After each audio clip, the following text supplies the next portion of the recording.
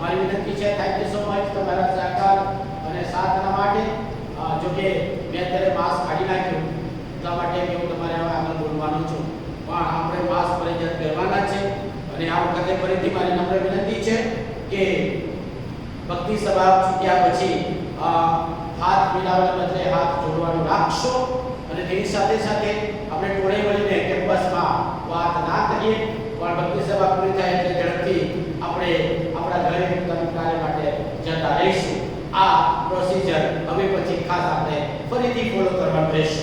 અને જ્યારે આપણે આવીએ છીએ તેમ તકેદાર રાખીએ છીએ તેમ જઈએ છીએ ત્યારે પણ તકેદાર રાખશો એવી ખાસ મારી વિનંતી છે. એ જ સંજોગોને ધ્યાનમાં રાખીને બીજી જાહેરાત ન થાય ત્યાં સુધી બે ઘંટ જે ચર્ચ બેલ વાગશે નહીં, પણ જે સમય છે એ સમય પ્રમાણે આપણે ચાલીશું. આવતા રવિવારની એટલે કે ફેબ્રુઆરીના રવિવારને એ ભક્તિ સભા સવારે 8:30 વાગે શરૂ થશે, એ પણ ધ્યાનમાં રાખશો. જે સોમવારથી શુક્રવાર સુધી સાંજની જે ખાસ કરી પ્રાર્થના સંગત ચાલે છે એ સાંજે 7 વાગ્યાથી 8 વાગ્યા સુધી હોય છે. આ વખતે ક્વાયર બે દિવસ આગેવાની આપશે, એક દિવસ યુથ આપશે, એક દિવસ ખ્રિસ્તી સેવા મહિલા સંગત આપશે, અને છેલ્લે પ્રભુની કૃપામાં મારો વારો રહેશે. અને એ પ્રમાણે આ શુક્રવાર સુધી રહેશે. તેની સાથે દળીકરણના ક્લાસ સાંજે 5 થી 6 થાય છે. જે જુવાન દીકરા દીકરીઓ ભાગીદાર બને છે એમાં એ ભાગીદાર બનવા વિનંતી છે, પણ ત્યારે પણ માસ્ક પહેરવાનું રહેશે, હાથ સેનેટાઈઝ કરવાના રહેશે. દરેક બાબતોને આપણે કાળજી રાખીએ છીએ. ચર્ચને પણ સેનેટાઈઝ કરવામાં આવશે. આપણે પંખો એટલા માટે બંધ કરાવ્યો છે કે જે રેકોર્ડિંગ થાય છે તેમાં ડિસ્ટર્બન્સ જેવું આવ્યા કરે છે, એટલે જેઓ કદાચ સાંભળે છે તેઓની ઘણી વખત મારી આગળ વિનંતી છે કે સાહેબ પંખાની કે પૈસાની ઘણી બધી ડિસ્ટર્બન્સ થાય છે, એટલા માટે મેસેજ એટલે કે તમારા શબ્દો સ્પષ્ટતાથી સમજી શકાતા નથી, સાંભળી શકાતા નથી. અને એટલા માટે તેની સાથે સાથે જ્યારે પ્રોજેક્ટર ચાલુ હોય ત્યારે બંને પંખા ચાલે, ત્રણ પંખા ચાલે તો વાઇબ્રેશન વધારે થાય છે. તો અહીંયા અત્યારે હાલ અહીંયા કોઈ નથી એટલે આ પંખો બંધ રાખીશું, બરાબર, કે જેથી એક જ પંખા વારંવાર ઠંડા રાખવા માટે ચાલુ રહેશે અને આ પ્રોજેક્ટરનો પંખો પણ બંધ રહેશે. આમાં સહકાર આપવા માટે વિનંતી છે. Thank you so much. ગયા રવિવારે આપણે મેડિકલ સન્ડે તરીકે ઉજવ્યો ને આ ડોક્ટર સાહેબે આંખને સાયન્ટિફિક રીતે અને તેને પછી મિરાકલ્સ રીતે, સ્પિરિચ્યુઅલ રીતે કેવી રીતે પ્રભુ ઈસુ ખ્રિસ્તે હીલિંગ કર્યું, સાજાપણું આપ્યું, અને આંખ કેટલી બાબતો દર્શાવે છે અને આંખનો લેન્સનો પાવર કેવો છે એના વિશેની વાત પણ કરી. અને ત્યાર પછી એ અવયવને સાજાપણું આપવું અને આપ્યું એ બાબતો સ્પષ્ટતાથી જાહેરાત કરવામાં આવી, કહેવામાં આવી. અગાઉના રવિવારે આપણે પ્રભુના વધસ્તંભ પરથી જે વધસ્તંભ ઉચકીને ચાલવાની જરૂર છે, એના ખરા શિષ્યપણાની જે કિંમત છે એના વિશેનો વિચાર આપણે કર્યો. અને એને જ લગતા આજે આપણે જે વિચાર કરવાના છે તે એ બાબત છે કે સાચી મહાનતા એ નમ્ર સેવા અને આત્મત્યાગમાં છે. ખરેખર જે કોઈ વ્યક્તિ મહાન બનવા માંગે છે, જે કોઈ વ્યક્તિ આગળ આવવા માંગે છે, જે કોઈ વ્યક્તિ ઊંચો થવા માંગે છે, તો પ્રભુના વચનો પ્રમાણે એ નમ્ર સેવક અને પોતાનો ત્યાગ, પોતાનું બલિદાન અને પોતાનું અર્પણ કરવાની વાત પ્રભુ ઈસુ ખ્રિસ્ત શિક્ષામાં આપે છે. માર્કની લખેલી સુવાર્તાના 10મા અધ્યાયની અંદર જે 35મા વચનથી 45મા વચન સુધી આપણે વાંચ્યું અને સાંભળ્યું, તેમાં બે ભાઈઓ છે, પ્રભુના શિષ્યો છે. પ્રભુના 12 શિષ્યોમાંથી બે ભાઈઓને તક મળી. તેમાંના પીતર અને આંદ્રિયા અને યાકૂબ અને યોહાન. તેમાં યાકૂબ અને યોહાન જે પ્રભુની પાસે આવીને બીજી સુવાર્તામાં એના માં એમની પાસે આવીને એક વિનંતી કરે છે.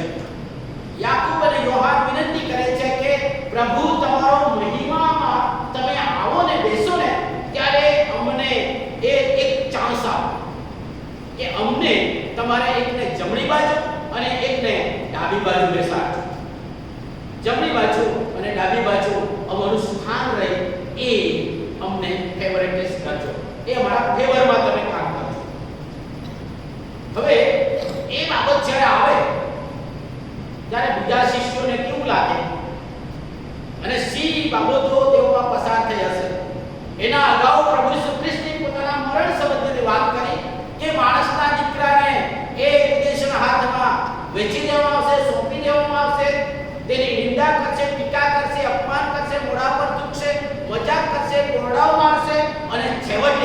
એને વધસ્તંભ પર મારી નાખશે, પણ મરી ગયા પછી ત્રીજે દિવસે પાછા ઉઠવાની જરૂર છે. એ બાબતનું શિક્ષણ આપ્યું અને શિષ્યો તેમની સાથે હતા, પણ એ બાબત શિષ્યો ના સમજ્યા. એના વિરોધમાં પિતરે તો પ્રભુને બાજુમાં લઈ જઈને પછી કહ્યું કે એ બાબત તમને કદી પણ થાય નહીં અને કદી પણ ના થવી જોઈએ. અને ત્યારે પ્રભુ એમને કહે છે કે અરે શૈતાન, મારી પછવાડે જા. જગતની બાબતો સંબંધી વિચાર કરે છે, આકાશના રાજ્યના સંબંધી વાત આ છે. અને છતાંય શિષ્યો પ્રભુની સાથે એટલા સમય 3.5 વર્ષ સુધી રહ્યા. ઘણા બધા ચમત્કારો એમની નજરે એમણે જોયા, ઘણા બધા ચમત્કારોનો અનુભવ કર્યા, ઘણા બધા ચમત્કારોમાં તેઓ પોતે સહભાગી બન્યા. ઈવન રોટલી અને માછલી પીરસવામાં પોતે ભાગીદાર બન્યા. એ બધા આશીર્વાદો પ્રાપ્ત કર્યા છતાંય યહૂદીઓને માનસ પટ પર જે મસીહની એક્સપેક્ટેશન, મસીહની રાહ જોતા હતા, તે વિજયવંત રાજા તરીકે બધું સગળું સારું અને વિદેશીઓને ગુલામગીરી તોડી નાખવામાં આવશે, વિદેશીઓને ગુલામની જંજીરો દૂર કરવામાં આવશે અને એ રાજ્યની વાત આવશે. અને ત્યારે આપણામાંથી કોણ મોટું, એ પણ ચર્ચા ચાલી. અને યાકૂબ અને યોહાન તો આગળ જઈને ડાયરેક્ટ અપ્રોચ કરીને મોટી લાગવત કરવા માટે પહોંચી ગયા કે એક જમણી બાજુ અને એક ડાબી બાજુ. માણસ તરીકે બરાબર છે. પ્રભુ ઈસુ ખ્રિસ્તે એમને કહ્યું કે ભાઈ, જે પ્યાલો હું પીઉં છું તે તમે પી શકો છો કે? જે બાપ્તિસ્મા હું લઉં છું તે તમે લઈ શકશો કે? એટલે કે યહૂદીઓના રીતમાં જે પ્યાલો પીવાની વાત છે તે દુઃખ સહન કરવાનું. જે પોતા પર આવી પડતું દુઃખ તમે સહન કરશો કે? અને બાપ્તિસ્મા લેવાની વાત એટલે કે મૃત્યુ પામવાનું, એના માટે તમે મરણ પામશો કે? જો કે ઇતિહાસ એ પ્રમાણે કહે છે કે યાકૂબને વધસ્તંભ પર મારી નાખવામાં આવ્યો, અને ત્યાર પછી ઈવન યોહાનને પણ છેલ્લી ઉંમરમાં પાત્મસ ભેટમાં એને એકાંતમાં નાખી દેવામાં આવ્યો અને ગડપણમાં એનું મૃત્યુ થયું. સુવાર્તિકના ખાતર તેઓએ જાન આપ્યું. પરંતુ પ્રભુ જે પ્યાલાની વાત કરે, જે દુઃખની વાત કરે, તે બાબતની વાત એ લોકો સમજે નહીં. અને એટલા માટે બીજા 10 જણા એમના પર નાખુશ થયા. એ સ્વાભાવિક છે, કારણ કે માનવ તરીકે તેઓ વિચારતા હતા, દુનિયાવી સત્તા અને દુનિયાવી માન વિચારતા હતા. પણ પ્રભુ ઈસુ ખ્રિસ્ત શું કહે છે? ખરું શિષ્ય પણ તમારો પોતાનો વધસ્તંભ ઉચકીને દરરોજ પ્રભુની પાછળ ચાલવાનું છે.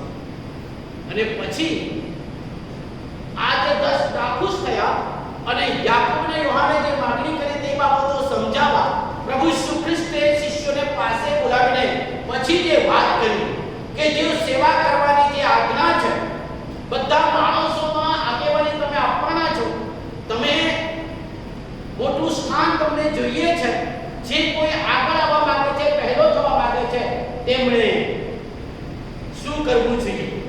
જગતના રીતે તો વાત બરાબર છે કે જેઓ મોટા બનાય છે તેઓ બીજાના પર અધિકાર ચલાવે છે, જેઓ મોટા છે, જ્ઞાની છે કે જેની પાસે આ બાબતોને આગેવાનીની બાબત છે, તેઓ બીજાના પર અધિકાર ચલાવે છે, સત્તા ભોગવે છે. અને એ સત્તા કેમ પ્રકારે પ્રાપ્ત કરવાની કોશિશ થાય. ઇવન ઘણી વખત એ સત્તા પ્રાપ્ત કરવા માટે ખ્રિસ્તી મંડળીમાં પણ ઘૂસી જાય. આપણે એ બાબતો જોઈએ ત્યારે ઘણી વખત આપણે નિરાશ થાય, પણ એ બાબતો બને છે કારણ કે જ્યાં સુધી કૃષ્ણના વચન પ્રમાણે અને દર્શન પ્રમાણે તેને અનુસરવામાં ના આવે તો વહાલાઓ જગત બાબતો શૈતાન આપણા અંતરમાં ઘુસાડી દે અને આપણે બીજા પર અધિકાર ચલાવે, બીજાના આપણે આગેવાનો બને, બીજા મારા હાથ નીચે રહે, એવું આપણને પણ બંધ થઈ જાય. પણ પ્રભુ ઈસુ ખ્રિસ્ત શું કહે છે? જે સેવા કરવાની વાત છે કે જે કોઈ બધાના આગેવાન બનવા માંગે છે તેઓ એ બધાનો સેવક બને. જે કોઈ મોટો થવા ચાહે છે તેઓ પોતે નીચો થાય, નમ્ર થાય, વિરોધાભાસની વાત. અને ઘણી વખત આ વચનો આપણે વાંચીએ છીએ, સાંભળીએ છીએ અને હું ઘણી વખત એ સંદેશ આપું છું અને મારી જાતની તરફ અંતઃકરણમાં દ્રષ્ટિ કરું છું ત્યારે મારે તપાસ કરવાની જરૂર છે કે ખરેખર પ્રભુનું વચન છે એ પ્રમાણે હું ચાલું છું ને જીવું છું. પણ વહાલાઓ, જ્યારે એ સેવા કરવાની આજ્ઞા છે અને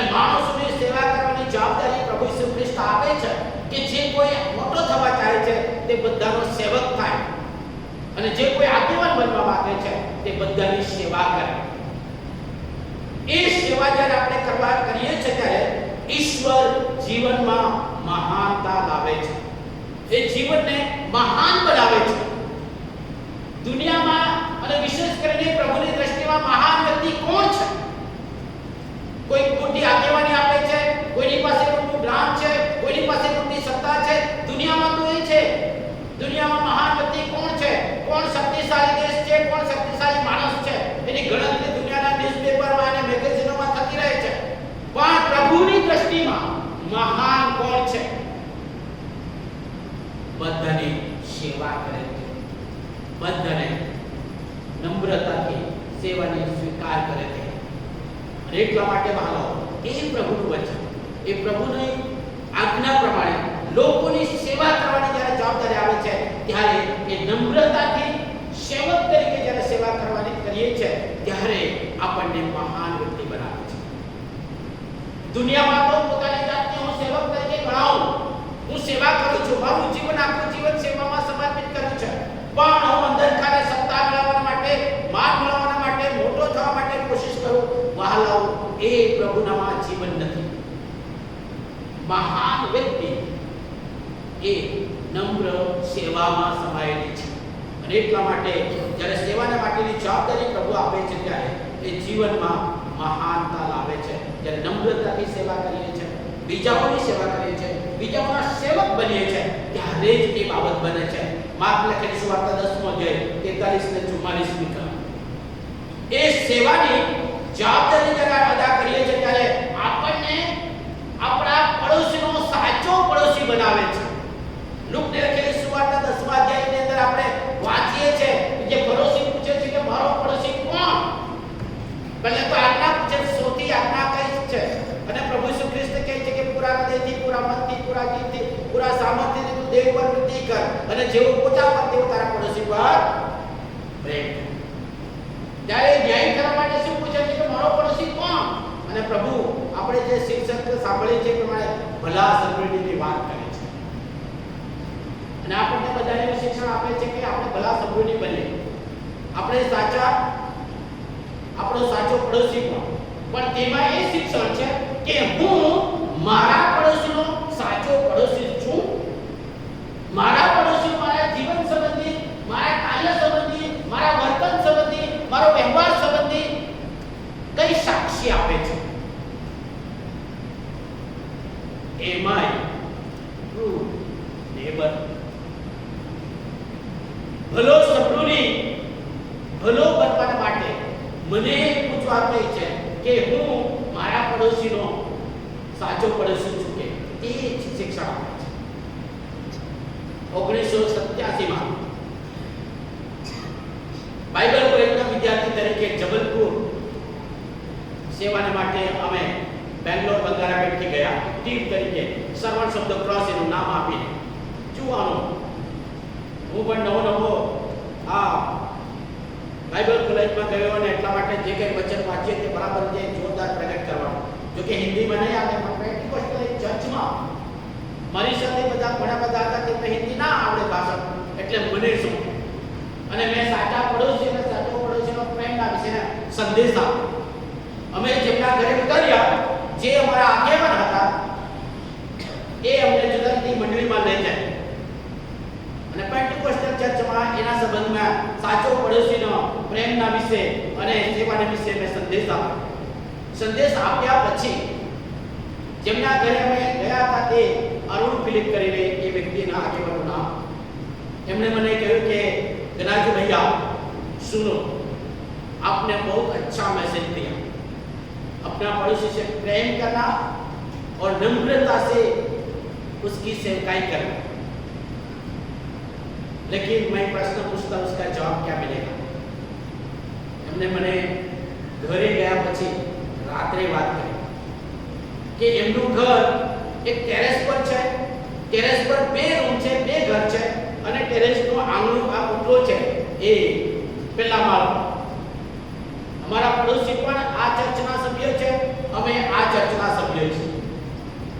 અમારા પડોશી દરરોજ કંઈક રસોઈ બનાવવાનું હોય અને કંઈક જે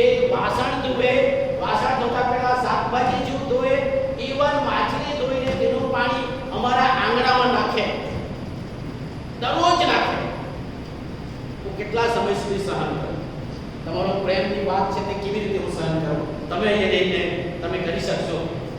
હું જુવાન હતો, કોઈ અનુભવ નહીં, પ્રેક્ટિકલ નહીં, મેં તે એક વાત સાંભળેલી પણ નહીં, અને મારું હૃદય ગભરાઈ ગયું, ધબકારા વધી ગયા. શું જવાબ? ઇટ ઇઝ તો પ્રેક્ટિકલ ફેક્ટ વાલા. એ વચનને આજે પણ બરાબર યાદ રાખો. મેં ત્યારે જવાબ નહીં આપ્યો, પણ તે એટલું જ કહ્યું कि पवित्र शास्त्र हमें बताती है कि अपना पड़ोसी से सच्चा प्रेम करना. ત્યારે મને સંદેશો એ નહીં હતો કે अपना पड़ोसी का सच्चा पड़ोसी बनने का. જુવાની માત્ર જોરદાર સંદેશ આપી દઈએ, પણ જ્યારે વ્યવહારમાં આવે છે ત્યારે પ્રેમ અને નમ્રતા. ઘણા વર્ષો પછી અમે વાતચીત કરતા મારા જીવનમાં એ બાબતની ગણમર્તન ચાલુ છે. હજુ પણ એ બાબતનો પૂરેપૂરો હું વિજય નથી મેળવી શકતો, પણ પ્રભુની કૃપાથી એ સહી થઈ શકે છે. હું મારા પડોશીનો સાચો પડોશી બની શકવા માટે પ્રભુ મને સહાય કરે છે. અને એમને મેં જે જવાબ આપ્યો એ પ્રભુ કા વચન કે અનુરૂપ આપ अपना जीवन समर्पित करते रहो. અને એમણે એક સેવામાં જીતના એ પડોશીને, ખ્રિસ્તી પડોશીને, વિદ્યા પ્રેમને પ્રભુના પ્રેમથી જીત્યા. હાલેલુયા. આ તમારો પણ સંઘર્ષ છે વાલો. અને એટલા માટે પ્રભુનું વચન કહે છે કે જે કોઈ મોટો થવા ચાહે, સાચો બનવા માંગે છે, તેણે નમ્રતાથી સેવાની જવાબદારી શીખવાની જરૂર છે. અને સાચા પડોશી બનવા માટે પ્રભુ મને અને તમને તેડું આપે છે. મારો પડોશી કોણ એ નહીં, પણ હું મારા પડોશીનો સાચો પડોશી છું કે કેમ તે અનુભવમાં લાવવાની, જીવનમાં લાવવાની જરૂર છે. ત્યારે એ સાચી સેવા કરે છે. અને એટલા માટે યોહાન લખેલી સુવાર્તા 13મા અધ્યાયમાં પ્રભુ ઈસુ ખ્રિસ્ત એ છેલ્લા ભોજનના વખતમાં પોતે જબો ઉતારે છે, ગમ્મરે રૂમાલ ઉતારે છે, અને પછી એક એક શિષ્યના પગ ધુએ છે. એ યહૂદી સમાજમાં એ વિશ્વાસ પ્રમાણે ની રીત પ્રમાણે તો એ પગ ધોવાની જે જવાબદારી છે, પગ ધોવાનું કાર્ય કરનાર વ્યક્તિ છે, એ ચાકર છે, નોકર છે. ઉઘાડા શરીરે, ઉઘાડા પગે એ બીજા ઘરના આવેલા મહેમાનો અને ઘરના માણસોના પગ ધોય. અને એટલા માટે પ્રભુએ પણ એ જબ્બો કાઢી નાખ્યો. જબ્બો ગંદો થાય એટલા માટે કાઢ્યો નહીં, પણ એક ચાકર તરીકે પોતાનું દિલ ઉગાવી નાખ્યું. એક ચાકર ઘરના માણસોને અને મહેમાનોને જે પગ ધોવાની ચાકરી કરે છે તે દર્શાવે છે. મન પિત્તર તો ના પાડે છે. એ વાર્તાલાપ તમે યોહાન લખેલી સુવાર્તા 13મા અધ્યાયમાં વાંચશો. અને બધાના પગ ધોયા પછી ફરી પાછો જબ્બો પહેરે છે અને બેસીને કહે છે કે તમે મને ગુરુ અને સ્વામી કહો છો. એ વાત સાચી છે. ગુરુ અને સ્વામી થઈને તમારા મેં પગ ધોયા, તેમ તમે જગતમાં એકબીજાના પગ ધોવો. એટલે કે તમે આગેવાન બનવા માંગો છો, જમણે ને ડાબી તરફ બેસવા માંગો છો, તમે સેવા કરવા માંગો છો, તો તમારે એકબીજાના પગ ધોવાના, એટલે કે નમ્રતાની સેવા કરવી પડશે. નીચા નમી કરવું પડશે, અપમાન સહન કરવું પડશે, પ્યાલો પીવો પડશે, ટીકા સહન કરવી પડશે, નિંદા સહન કરવી પડશે, અને બીજાઓ માટે મજાક અને મસ્કરીનું કારણ બનવું પડશે. અને કદાચ એવો સમય આવી જાય કે જીવન પણ આપવાનો વારો આવી જાય અને તે પણ આપવા માટે તૈયાર. આ કોસ્ટ ઓફ ડિસાઇપલશિપ, પ્રભુ ઈસુ ખ્રિસ્તના શિષ્યપણાની આ કિંમત છે. ફક્ત સંદેશ નથી વાળો, પણ આ વાસ્તવિક બાબત છે. એ મારામાં અને આપણામાં હોવી જોઈએ. ત્યારે જ આપણે આ દુઃખ સંસપ્તાહના અઠવાડિયામાં જે કંઈ વચન સાંભળીશું તે આપણા જીવનનો અનુભવમાં ઉતરશે. સંદેશ તો હું જોરદાર આપી દઉં, પણ એ સંદેશ મારામાં છે, બહુ જરૂરી છે. પ્રભુ ઈસુ ખ્રિસ્ત શિષ્યને નમૂના આપે છે. એટલા માટે પ્રભુ ઈસુ ખ્રિસ્ત એ સ્વર્ગનો વૈભવ છોડીને પૃથ્વી પર એ તરછોડાયેલા અને સામાન્ય વ્યક્તિ તરીકે આવ્યા. અને એમના જન્મ લેવા માટે જગ્યા નહીં હતું, સ્થાન નહીં. અને એટલા માટે જે તરછોડાયેલા નકામા સિંહની ગામની બહાર રહેલા લોકોને આગળ ડિક્લેરેશન કર્યું, ભરવાડોને આગળ જાહેર કર્યું કે જુઓ, મોટા આનંદની સુવાર્તા હું તમને કહું છું કે જે જગતના બધા લોકોને માટે થશે. આજ દાઉદના શહેરમાં તમારા માટે એક તારનાર એટલે ખ્રિસ્ત પ્રભુ જન્મ્યા છે. You go. અને વહાલા, એ નમ્રતામાં, ગબાણમાં જન્મેલા વાળ રહેવાનું કોઈ ઠામ ઠેકાણું જીવના બચાવવા માટે મિસરમાં મા બાપ ભાગી ગયા, માતા પિતા પાછા આવ્યા ત્યારે એ બેથલેહમમાં નહીં પણ નાઝરેત જતા રહ્યા, એટલા માટે તે નાઝરેત કહેવાયું. ઈવન પોતાના ગામમાં કફરનાહુમમાં સભાસ્થાનમાં એમણે ધર્મશાસ્ત્ર વાંચ્યા પછી વાત કરી વચને, ત્યારે એમનો તિરસ્કાર કરવામાં આવ્યો, ધક્કા મારીને એને ડુંગર પરથી ગબડાઈ પાડવા માટેની કોશિશ કરવામાં આવી. દરેક સમયે જ્યાં પણ જાય ત્યાં શાસ્ત્રી અને ફરોશીઓ અને યાજકો એમના વિરોધ કરવા માટે હંમેશા પાછળ હતા. એ લોકો પાછળ જાય તે લોકોના માણસોને પાછળ મોકલે કે એ લોકોના શબ્દોના શિક્ષણમાં ઈસુને પકડી અને મારી નાખે, કારણ કે એમનું શિક્ષણ આપણું સ્થાન, આપણું માન અને આપણી બધી બાબતો જગતની બાબતોમાં નુકસાન કરે છે. અને એ બાબતો બની અને છતાંય પ્રભુ ઈસુ ખ્રિસ્ત એ ચાલુ રાખે. ઈવન એમને પાપીઓનો મિત્ર ગણવામાં આવ્યો. ખરાબ લોકોની સાથે, નીચ લોકોની સાથે ખાય છે અને પીએ છે એ વાત કહેવામાં આવે. એટલે દારૂ પીએ છે એવું નહીં. ઘણા લોકો પછી તરત અર્થઘટન કરે પણ એ ગણાય. માથી દાણીની ઘરે એમણે ભોજન લીધું.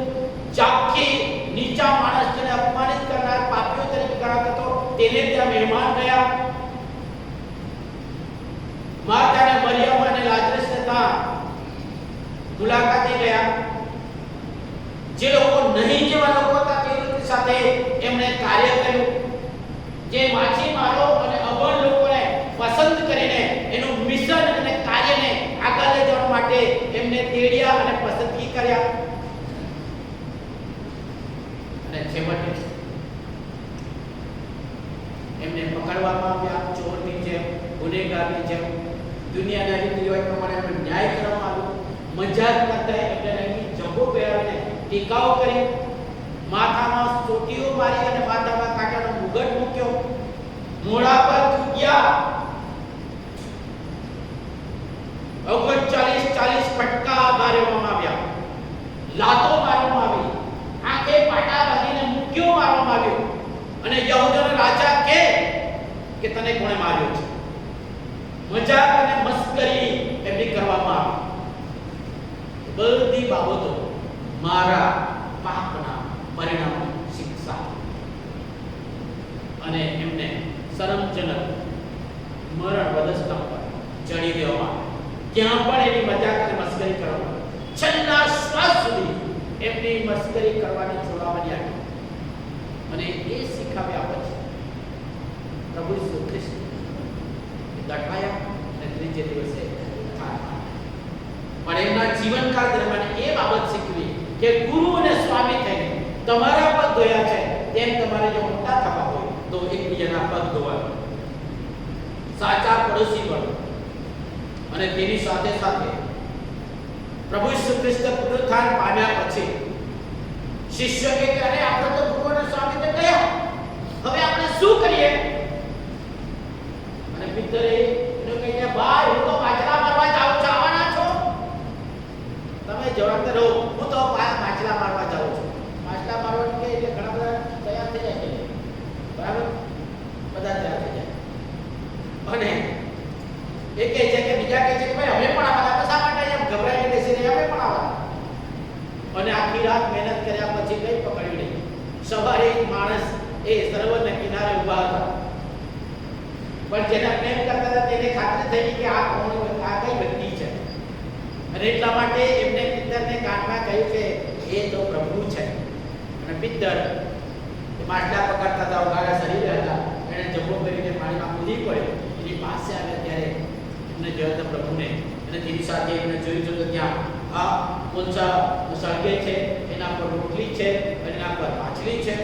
અને છતાંય પાછું કીધું કે પછી જે ચાર નાખવાની વાત કરે છે અને માછલી પકડી છે તેમાંથી લાવો, નાસ્તો કરાવો. એવો સારી રીતે નાસ્તો કરાવ્યા પછી પિત્તરના ખભા પર હાથ મૂકીને, એ જેમ આપણે ઘણી વખત સાંજે ફરવા જઈએ છીએ, કેટલાક લોકો દરિયા કિનારે ફરવા જાય, કેટલાક લોકો નદી કિનારે ફરવા જાય, વહેલી સવારે ખભા પર હાથ મૂકીને પ્રભુ ઈસુ ખ્રિસ્ત પિત્તરની સાથે ફેલોશિપ 2x2 ફેલોશિપમાં લઈ ગયા. અને પછી પિત્તરે પૂછ્યું કે પિત્તર, સીમોનના દીકરા, શું તું મારા પર પ્રેમ કરે છે?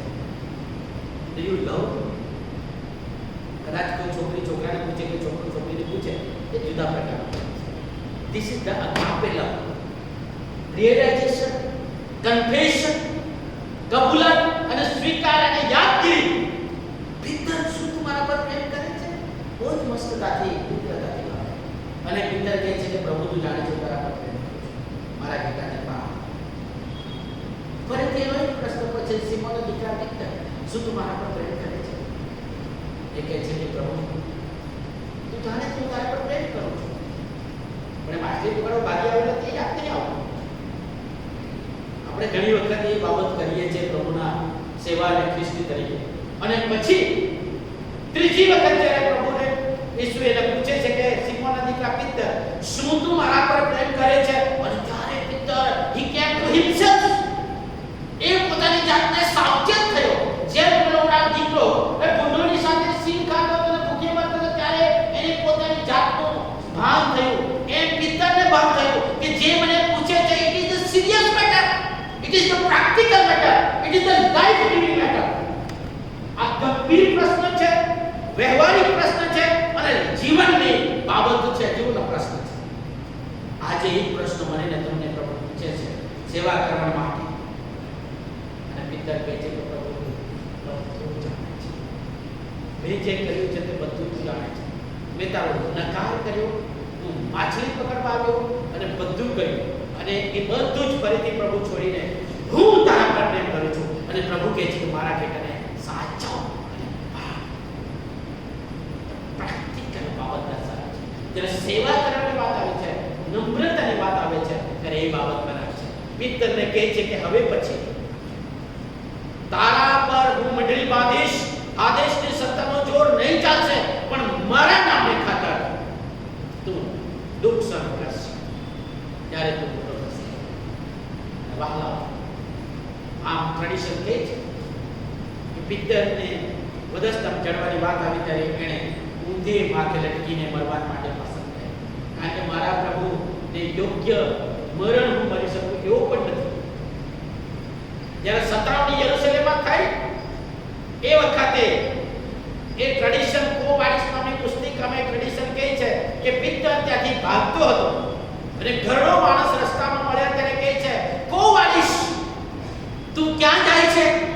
અને એ કહે છે કે હું ત્યાં સતાવણી છે, ખ્રિસ્તીઓને સતાવણી થાય છે, હું ત્યાંથી ભાગી જાઉં છું. અને પછી સામેથી પિતર પૂછે છે, કોવાડિસ એ વૃદ્ધ માણસને પૂછે છે તમે ક્યાં જાઓ છો? તો અત્યારે તું ત્યાંથી ભાગી જાય છે, એની જગ્યાએ કોઈ મરવું તો જોઈએ, એટલે હું મરવા જાઉં છું. અને ત્યાં પણ એ કહેવાય છે કે પિત્તરને ભાન થયું અને એટલા માટે પિત્તર પાછળ અને પિત્તરને પકડવામાં આવ્યો અને ઊંધે લટકે પગભ્રષ્ટ એને ચડી દેવામાં આવ્યો. દુનિયામાં એને શરમજનક મોત સહી, પણ જીવનમાં એમને ઘણું બધું પ્રાપ્ત કર્યું હતા. અને એટલા માટે એ પ્રેમને જીવનમાં કાર્યમાં લાગુકરણ કરવાનો પ્રેરે છે. અને છેલ્લી બાબત એ ભાર ઉચકવા માટે આપણને પ્રેરણા આપે છે અને એટલા માટે આપણો ભાર હળવો થાય છે. ગલાતીઓ 15:6 અને બીજી કલમ એમ કહે છે કે તમે એકબીજાનો શું ઉચકો? ભાર ઉચકો. એકબીજાનો ભાર ઉચકવાનો એટલે કોઈ દુઃખમાં છે તો દુઃખી થવાનો, કોઈ ચિંતામાં છે તો ચિંતાને દૂર કરવા મદદરૂપ થવાનો, કોઈ મુશ્કેલીમાં છે તો સહાય કરવાનો, કોઈ તરછોડાયેલા છે તો સ્વીકારવાનો, કોઈ પોતાની જાતને સારો સમજે છે અને આધ્યાત્મિક સમજે છે કે જે નબળો છે અને પડી ગયેલો છે તેને પુનઃસ્થાપિત કરવા સહાય કરવાનો અને તેની સાથે સાથે જીવનની બધી બાબતોમાં એને ભાગીદાર બનવાનો. એટલે કે એમનો જે દુઃખ છે, એમનો જે ભાર છે, એમની જે મુશ્કેલી છે તે આપણે દૂર કરવાની. એવન આર્થિક સ્થિતિની અંદર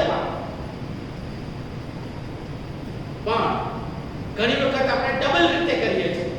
કેટલાક લોકોને મદદ જ જોઈએ છે અને પોતે મદદ કરવા માંગતા નથી.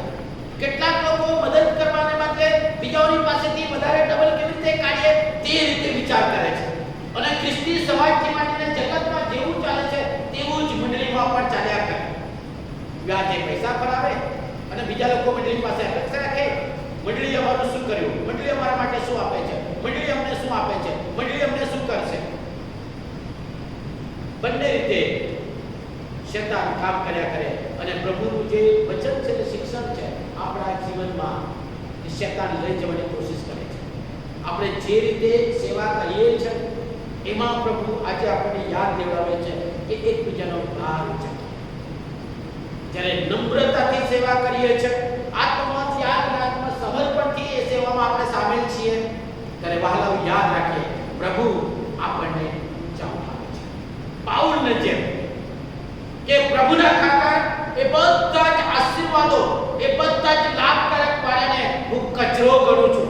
એમણે બધાનો ત્યાગ કર્યો, એનો યહૂદીપણાનો ત્યાગ કર્યો, એમને ફરોશીપણાનો ત્યાગ કર્યો, એમને યહૂદી જ્ઞાન અને શાસ્ત્રનો ત્યાગ કર્યો, અને એ યહૂદીનો જે દેવ છે એને વળગીને એનામાં જે તારણ મળે છે ઈસુ ખ્રિસ્ત દ્વારા, તે પકડી લેવા માટે એમણે બધાનો ત્યાગ કર્યો.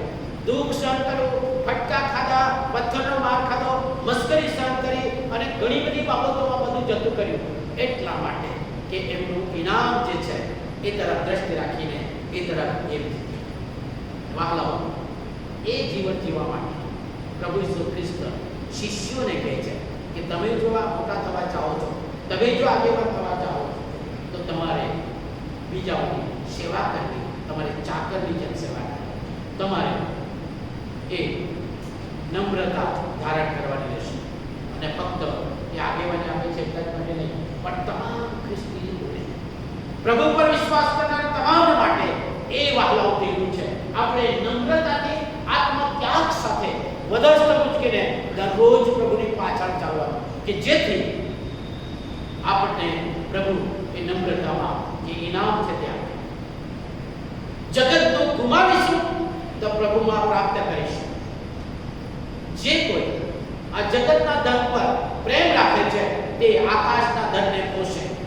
જે પોતાનો જીવ સાચવે છે, સંભાળશે, બચાવશે, તે પોતાનો જીવ ખોશે, અને જે કોઈ પોતાનો જીવ ખોશે તે બચાવશે. આ પ્રભુનું વચન પારડોક્સ તરીકે, વિરોધાભાસ તરીકે પ્રગટ કરે છે. આપણે શું કરવા માંગીએ છીએ? આપણા જીવને આ જગતમાં બચાવવા માંગીએ છીએ. જગતના ધારાધોરણ પ્રમાણે જગતના રૂપમાં આપણે રૂપાંતર થઈને બદલાઈને થોડા સમય કઈ નહીં, પ્રભુ ઈસુ ખ્રિસ્તનો ક્રોસ બાજુમાં મૂકી દે, પછી ઉચકીને ચાલીશું. નમ્રતા જોઈએ નહીં, ત્યાગ અને ભોગ, બીજાનો ભાર ઉચકવા માટે આ પછી કરીશું, અત્યારે તો મને આ લાભ મળે છે એટલે લઈ લેવાનો. વહાલાઓ પ્રભુનું વચન કહે છે, જે કોઈ પહેલો થવા ચાહે છેલ્લો થાય, જે કોઈ આગેવાન થવા ચાહે તે સેવક થાય. અને એટલા માટે આપણને પ્રભુએ આ જગતમાં પસંદ કર્યા છે. એ પસંદગીમાં આપણે બધા જ કોઈ નહીં બચી શકે. અને એટલા માટે પ્રભુ આપણે જે સેવામાં સામેલ થઈએ, આપણે જે પ્રભુમાં નમ્રતાનું શિક્ષણ આપણને પ્રાપ્ત થયું છે, એ નમ્રતામાં આપણે આગળ વધીએ. કારણ કે ગલાતીના પત્રને 5મો અધ્યાયને 22-23મી કલામાં શું કહે છે? એ પવિત્ર આત્માનું ફળ છે. એ નમ્રતા એ પવિત્ર આત્માનું ફળ છે. અને એટલા માટે એ ખ્રિસ્તી લોકો દ્વારા ખ્રિસ્તના સામર્થ્યમાં પવિત્ર આત્માથી એ પ્રગટ થાય કે જેથી આપણે જગતને એ નમૂનો આપીએ. અને એટલા માટે પ્રભુના નમૂનાને અનુસરી જગતમાં નમ્રતાના આત્મત્યાગ સાથે પ્રભુની પાછળ વધસ્ત મૂકીને જઈએ અને એકબીજાને મારો જગતા સેવામાં આગળ વધીએ, કે જેથી પ્રભુ તેનું પ્રગટીકરણ કરે અને તેની સાથે પ્રભુ આપણને બધાને તેનામાં ઊંચા ઉઠાવે. પ્રાર્થના જીવતા અને પવિત્ર ઈશ્વર